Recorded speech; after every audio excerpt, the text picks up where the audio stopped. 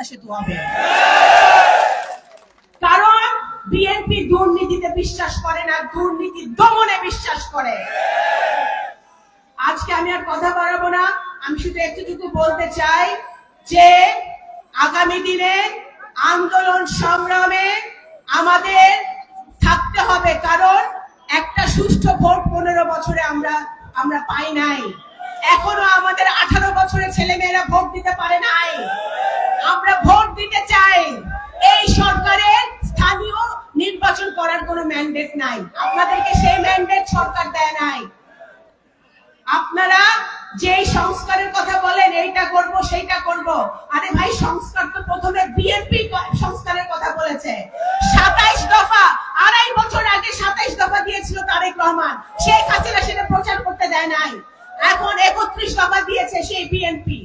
BNP প্রথম বাংলাদেশের সংস্কারের কথা বলেছে এবং বিএনপি সংস্কার করবে। সুতরাং আপনারা অতি শীঘ্রই একটা রোড ম্যাপ দিবেন এবং আগামী দিনে যাতে আমাদের 17 কোটি মানুষ একটি সুন্দর ভোট দেখতে পারে, আমাদের জনগণ ছাত্র জনতা একটি সুষ্ঠু ভোট ব্যবস্থা করতে পারে, গণতান্ত্রিক প্রক্রিয়ায় বাংলাদেশ ফিরে আসে, সেই ব্যবস্থা যেন আপনারা করবেন এই আশা আমরা রাখি। এই কথা বলে আমি আমার বক্তব্য শেষ করছি। বাংলাদেশ জাতীয়তাবাদী দল জিন্দাবাদ, দেশনেত্রী বেগম খালেদা জিয়া জিন্দাবাদ, শহীদ জিয়া অমর হোক, রাজবাড়ী জেলা বিএনপি জিন্দাবাদ জিন্দাবাদ।